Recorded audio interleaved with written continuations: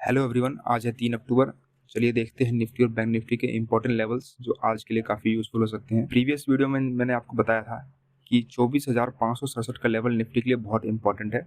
अगर ये level break down करता है देन यहाँ से हमें एक सेलिंग देखने को मिल सकती है, अदरवाइज हम बाइंग की तरफ ही जाएंगे। और एग्जैक्टली मार्केट ने ओपन होते ही एक प्राइस एक्शन बनाया 5 मिनट पर और यहाँ से कंटिन्यूस बाइंग आई, जो कि हमारा पहला टारगेट था 24,790 एंड फाइनली इसके ऊपर क्लोज कर दिया है। सो क्लोजिंग के बाद के क्या सिनेरियो निकल के आते हैं आज के लिए और कैसे हम अपना ट्रेड प्लान आउट करेंगे वो देख लेते हैं। सो आज के लिए हमारे पास इंट्राडे में दो इंपॉर्टेंट लेवल निकल के आते हैं। पहला है 24,905 एंड दूसरा 24,765। सपोज मार्केट आज के दिन फ्लैट ओपन होकर यहाँ कहीं ओपन हो जाता है और यहाँ से प्राइस एक्शन बनाता है, फर्स्ट 5 मिनट की कैंडल इस लेवल के ऊपर क्लोज कर देता है, देन यहाँ से हमें एक बाइंग की मूव देखने को मिल सकती है। बट ये बाइंग की मूव इतनी ज़्यादा सिग्निफिकेंटली लार्ज नहीं होगी, ये छोटी मूव रहेगी क्योंकि ऊपर कंटिन्यूस रेजिस्टेंस फेस करने वाली है निफ्टी। पहला रेजिस्टेंस तो यहीं पे है 25,011 के आसपास एंड दूसरा जो है 25,067। अब बात कर लेते हैं, अगर फ्लैट ओपनिंग के बाद मार्केट कहीं डाउन साइड का मूव दिखाए तो यहाँ से लेकर इस लेवल तक तो कोई अग्रेसिव सेलिंग नहीं आने वाली। अगर यहाँ कहीं मार्केट थोड़ी देर कंसोलिडेट करे एंड देन उसके बाद जिस साइड ब्रेकआउट देगा एंड ब्रेकआउट के बाद एक क्लोजिंग कैंडल बनाएगा 5 मिनट टाइम फ्रेम पर, उस साइड की हम ट्रेड ले सकते हैं। सपोज मार्केट ने यहाँ पर जो है कंसोलिडेशन के बाद नीचे की तरफ ब्रेकआउट दिया, देन यहाँ से हमें एक सेलिंग देखने को मिल सकती है। ये सेलिंग कंटिन्यूसली मार्केट को यहाँ 24,580 तक के लेवल के लिए ले जा सकता है।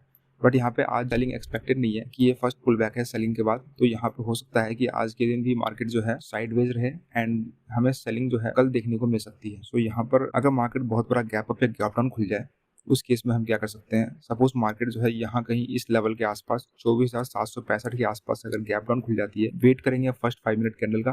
अगर यहाँ पे कोई बाइंग कैंडल बनता है देन मैं अगेन यहाँ पे बाई करूंगा और पहला टारगेट जो आएगा मेरा 24,905 का आएगा। गैप डाउन खुलने के केस में मैं डायरेक्ट सेल नहीं करूंगा क्योंकि ये पुल बैक है, ये pull back as a buying move काम करने वाला है। बात कर लेते हैं बहुत बड़े गैप अप के केस की। अगर यहाँ कहीं गैप अप खुलता है 25,000 के लेवल पे तो ये एक रेजिस्टेंस होने वाला है, यहाँ मार्केट रेजिस्टेंस फेस करेगा एंड यहाँ पर डायरेक्ट सेल ऑफ आ सकती है, प्रॉफिट बुकिंग आ सकती है, क्योंकि जिन लोगों ने प्रीवियस डे में बाइंग की थी उनके लिए बहुत ही अच्छी अपॉर्चुनिटी यहाँ प्रॉफिट बुक करने की। सो यहाँ पे एक प्रॉफिट बुकिंग मूव के अंदर हम सेल प्लान कर सकते हैं।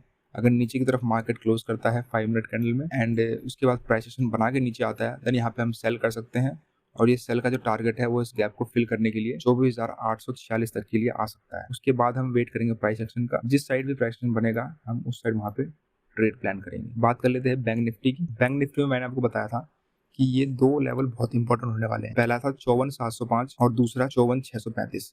अगर मार्केट 54,705 के ऊपर कंटिन्यूसली 5 मिनट कैंडल क्लोज करके ट्रेड करता है देन यहाँ से एक शार्प बाइंग मूव मिलेगी और एग्जैक्टली वैसा ही मिला हमें। यहाँ पे बहुत ही अच्छा अप मूव मिला और हमने एक ट्रेड भी लिया था कॉल साइड में एंड उसमें बहुत अच्छा पैसा भी बनाया। आज बात कर लेते हैं आज कैसे कैसे मार्केट प्लान आउट कर सकता है। आज के लिए बैंक निफ्टी के पास दो इंपॉर्टेंट लेवल निकल के आते हैं। पहला है 55,400, दूसरा 55,120। हालांकि ये कल की रैली के बाद आज मार्केट के पास कोई ज्यादा स्पेस नहीं बचा है कि दोबारा से रैली में चले जाए। बट यहाँ पे क्या है, एक फ्लैट ओपनिंग के बाद हम प्लान कर सकते हैं बाई का।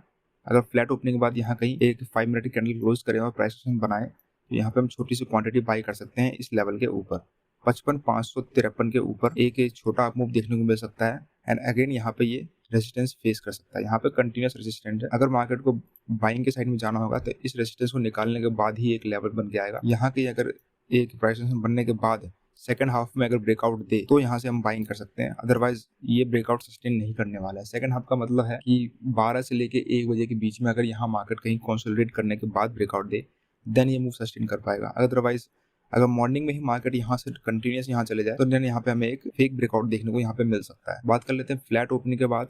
अगर मार्केट फ्लैट ओपनिंग के बाद यहाँ से नीचे आता है देन ये 55,120 का जो लेवल है ये इंपॉर्टेंट रहेगा, क्योंकि यहाँ पर दो कंटिन्यूस सपोर्ट है। कंसोलिडेशन के बाद ब्रेक डाउन देता है देन ये दोनों लेवल्स ब्रेक हो सकते हैं इजीली और नीचे की साइड ये जा सकता है। नीचे के जो लेवल निकल के आते हैं वो है 54,241, जो कि एक्सपेक्टेड नहीं है क्योंकि मार्केट ने क्या है अभी सेलिंग के बाद फर्स्ट पुल बैक मूव दिया है, तो अगेन यहाँ पे ये पुल बैक के लिए जा सकता है। तो यहाँ पे मैं सेलिंग में इंटरेस्टेड नहीं हूँ। बट आज के दिन मार्केट में कोई ज्यादा सिग्निफिकेंट मूव मैं एक्सपेक्ट नहीं कर रहा हूँ। अगर बहुत बड़े गैप अप की बात कर लेते हैं, अगर सपोज मार्केट यहाँ कहीं गैप अप खुल लेता है, सपोज यहाँ कहीं मार्केट गैप अप खुलता है देन हम वेट करेंगे फर्स्ट 5 मिनट कैंडल का।